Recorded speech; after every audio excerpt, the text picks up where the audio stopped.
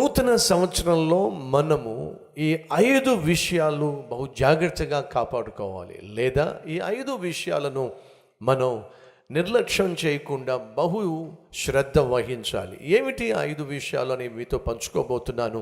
మొదటిగా ఈ నూతన సంవత్సరంలో నీ ఆత్మీయతను నిర్లక్ష్యము చేయొద్దు. మనం ఆత్మీయులము, ఆత్మదేవుణ్ణి సేవించేవారము కాబట్టి ఆత్మీయతను నిర్లక్ష్యం చేయకుండా ఉండాలి అని దేవుడు కోరుతున్నాడు. ఆత్మీయతను నిర్లక్ష్యపరచకుండా ఉండాలి అంటే ఏం చేయాలి? మొదటిగా మీ ప్రార్థనా జీవితాన్ని నిర్లక్ష్యం చేయకండి.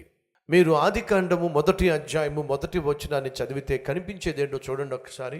ఆదియందు దేవుడు భూమి ఆకాశములను సృజించెను. ఆదియందు దేవుడు, ఈ మాట చాలా చాలా విలువైన మాట. ఇంగ్లీష్లో ఏముందంటే ఇన్ ద బిగినింగ్ గాడ్, ప్రారంభము దేవుడు. ఈ సమస్త సృష్టి దేవునితోనే ప్రారంభమైంది. ఒప్పుకుంటారా ఒప్పుకోరా? సమస్త సృష్టి దేవునితో ప్రారంభమైంది. దేవుని చేత సృష్టించబడిన నువ్వు నీ దినాన్ని దేవునితోనే ప్రారంభించాలి. అనగా ఉదయం లేచిన వెంటనే 5 గంటల లోపే లేచే ప్రయత్నం చేయండి. బైబిల్లో మరొక చోట మార్కు సువార్త 1వ అధ్యాయము 35వ వచనము, అక్కడ ఏమని రాసిందంటే, యేసుక్రీస్తు పెందల కడనే లేచి, అనగా ఇంకా చాలా చీకటి ఉండగానే. యేసుక్రీస్తు ఎప్పుడు లేచాడట? పెందల కడనే లేచాడట. క్రైస్తవుడు అంటే ఎవరు చెప్పండి? క్రీస్తును అనుసరించువాడు. క్రీస్తును అనుసరించువాడు, క్రీస్తు వలె జీవించటానికి ప్రయత్నం చేసేవాడు. సో మనం అనుసరిస్తున్న మన యేసు పెందల కడనే లేచేవాడట. పెందల కడనే లేవడం పరిశుద్ధుల జీవితంలో కనిపించే ఒక విలువైన లక్షణం. పనికొచ్చే వారిలో కనిపించే ఒక విలువైనటువంటి లక్షణం, పైకొచ్చే వారిలో కనిపించే ఒక విలువైన లక్షణం. పనికి మాలిన వాళ్ళు పొద్దున్నే లేవలేరు, పనికి రాని వాళ్ళు పొద్దున్నే లేవలేరు. నువ్వు పనికి రాకపోయినా, పనికి మాలిన వాడివైనా నువ్వు పొద్దుటే లేవవు. ఆలస్యంగా లేవడం అది సాధారణంగా నీ జీవితంలో దేవుని దీవెనలను, ఆశీర్వాదాలను అలక్ష్యం చేయటమే అనే విషయం మర్చిపోకండి. దేవుడు నిన్ను దీవించాలని ఆశపడుతున్నావా? నువ్వు చేసే పనులను దేవుడు దీవించాలని ఆశపడుతున్నావా? అయితే వినో, పెందల కడనే లే. ఎందుకని? యేసుక్రీస్తు ప్రపంచంలో మోస్ట్ బిజియెస్ట్ ప్రీచర్. ప్రపంచంలో యేసుక్రీస్తు అంత బిజీగా ఉండేటటువంటి సేవకుడు మరొకరు లేడండి. అయినా యేసుక్రీస్తు పెందల కడనే లేచేవాడు. నువ్వు ఎంత బిజీగా ఉండేటటువంటి ఇల్లాలివైనా, ఎంత బిజీగా ఉండేటటువంటి భర్తవైనా, ఎంత బిజీగా ఉండే బిజినెస్ మ్యాన్ అయినా, ఎంత బిజీగా ఉండే ఉద్యోగివైనా, ఎంత బిజీగా ఉండే స్టూడెంట్ అయినా, సేవకుడు అయినా, ఉదయమునే లేవటం అది యేసుక్రీస్తు యొక్క అలవాటు. ఆయనను అనుసరించే మనం కూడా దీన్ని అలవరుచుకుంటే ఎంత బాగుంటుంది. ఆదియందు దేవుడు, అనగా ప్రారంభము దేవునితో. నీ దినాన్ని ప్రారంభము దేవునితో ప్రారంభిస్తే ఎంత బాగుంటుంది. యేసుక్రీస్తు తన దినాన్ని తన తండ్రితోనే ప్రారంభించాడు. ఇందాక మనం చూసినట్టుగా మార్కు సువార్త 1వ అధ్యాయము 35వ వచనంలో, ఆయన పెందల కడనే లేచి, అంటే ఎంత పెందల కడనే అని అంటే ఇంకా చాలా చీకటి ఉండగానే బయలుదేరి, ఆయనకంటూ ఒక ఇల్లు లేదండి. ఆకాశ పక్షులకు గూడ్లున్నాయి, నక్కలకు బొరియలున్నాయి, కానీ మనిషి కుమారునికి అంటే యేసయ్యకు తలదాచుకోవడానికి కనీసం కొంచెం చోటు కూడా లేదండి. మనలో చాలామందికి ఉన్నటువంటి ఒక సమస్య ఏమిటంటే, బ్రదర్ నాకు ప్రార్థన చేయాలని ఉంది కానీ ప్రైవసీ లేదు బ్రదర్. ప్రార్థన చేయాలి, ఏకాంతంగా దేవునితో గడపాలని ఆశ ఉంది కానీ అందుకు తగినటువంటి ఒక చిన్న గది లేదు బ్రదర్. నాకు కానీ గది ఉంటేనా బ్రదర్ ఎంత అద్భుతంగా ప్రార్థన చేసేవాడిను. ఇవన్నీ ఒట్టి కబుర్లు. ఒక స్టూడెంట్గా నేను ఉన్నప్పుడు నాకు ప్రత్యేకంగా గది లేదు. అనేక సందర్భాల్లో నేను బాత్రూంలోనే ప్రార్థన చేసేవాడిని. కొన్ని సందర్భాల్లో టాయిలెట్లో మోకరించి ప్రార్థన చేసేవాడిని.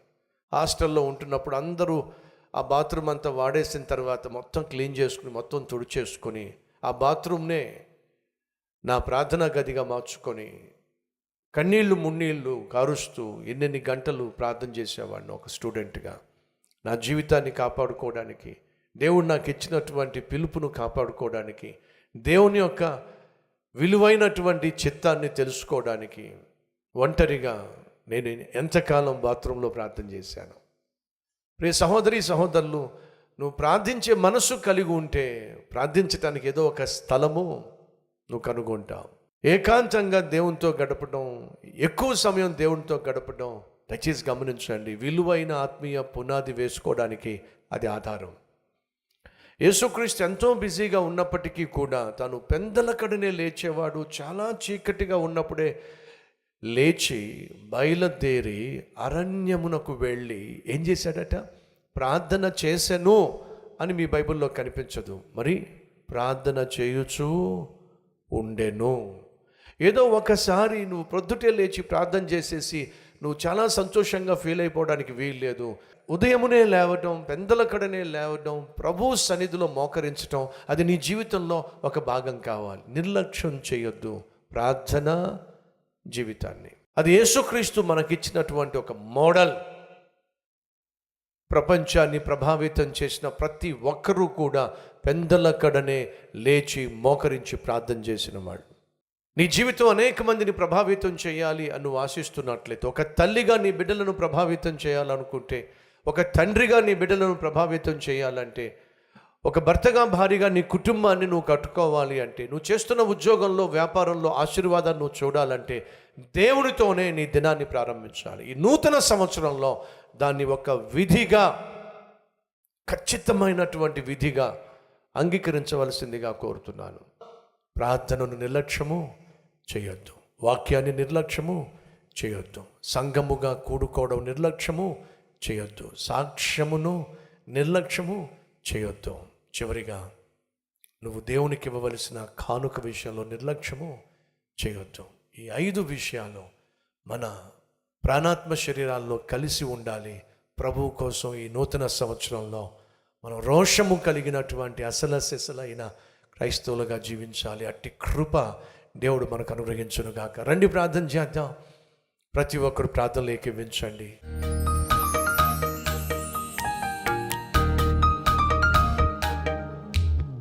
మహాపరిశుద్ధుడు అయిన ప్రేమ కలిగిన తండ్రి, ఈ నూతన సంవత్సరంలో మేము ఖచ్చితంగా పాటించవలసిన విలువైనటువంటి నాయన ఆత్మీయ సూత్రాలను సందేశ రూపంలో మాకు ఇచ్చినందుకు వందనాలు, స్తోత్రాలు చెల్లిస్తున్నాను. విత్తబడిన వాక్యాన్ని మా హృదయంలో ఫలింపచేయండి. ఫలభరితమైన జీవితము ఈ సంవత్సరం అంతా నాయన మేము అనుభవించులాగున సహాయం చేయమని యేసు నామం పేరట వేడుకుంటున్నాం తండ్రి. ఆమెన్.